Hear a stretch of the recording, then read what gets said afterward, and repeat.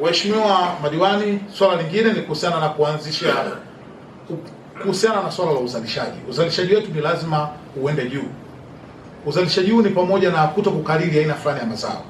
Ndio maana ikawa tumepambana sana kwa ajili ya kupata hizo mbegu, na ikiwezekana tuanzishe mazao mengine ikiwemo zao la ufuta.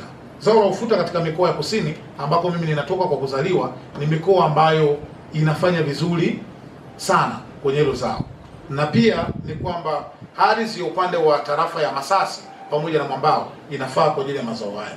Kwa hiyo sikuanza tu kwenye upande wa ufuta, nilianza kwenye upande wa muogo, lakini pia sasa hivi tumeelekea kwenye ufuta. Lakini nimshukuru sana mwenyekiti wa halmashauri, wakati ambapo sikuwepo umeweza kuniwakilisha vyema katika ugawaji wa hizo mbegu. Umeniwakilisha pia katika ugawaji wa miche upande wa kahawa, na majuzi tena umeniwakilisha katika kugawa mbegu za mbaazi. Ndugu zangu, hii yote ni katika kuhakikisha kwamba tusijifunge kwamba sisi Ludewa, mbao, viazi, mahindi tumemaliza. Hapana, ni lazima tuende mbali zaidi na tuhakikishe kila sehemu uzalishaji upo. Nilikuwa nazungumza na wataalamu wa kilimo na yako maelekezo, naomba niatoe kwako mkurugenzi. Wakati nafuatilia hizi mbegu nikishirikiana na kaka yangu Mkomba, shughuli haikuwa ndogo.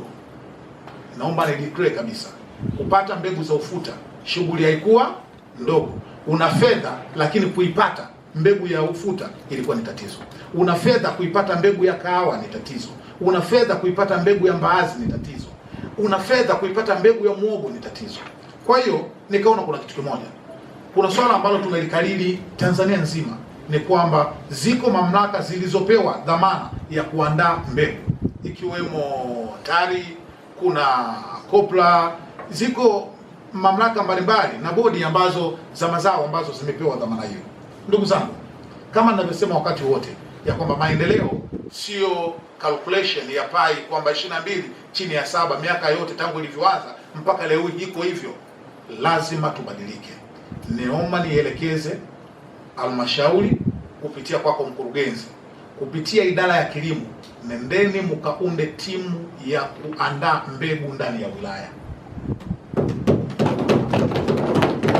Tuwe tunajiandalia mbegu sisi wenyewe, kwa sababu hakuna cha ajabu. Mfano kitu kimoja, sisi tunauziwa hapa mbegu za mahindi. Kwani mbegu za mahindi zinaandaliwa wapi? Si wako watu wana mikataba kutengeneza ya kulima mbegu za mahindi hapa Ibumi, wengine wako Amani, wengine wako Mavanga kule. Wanachukua hayo mahindi, yanavunwa kwa utaratibu, yanapelekwa kule, yanapigwa rangi, yanarudi tena, tunaufaje? Tunauziwa. Kwa nini halmashauri tusifanye kitu kama hicho?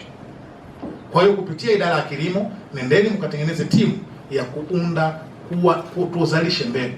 Tulikuwa tunahitaji mbegu za ufuta tupate kilo 1000, tani moja, lakini tumeweza kupata robo tani ambazo ni kilo 250.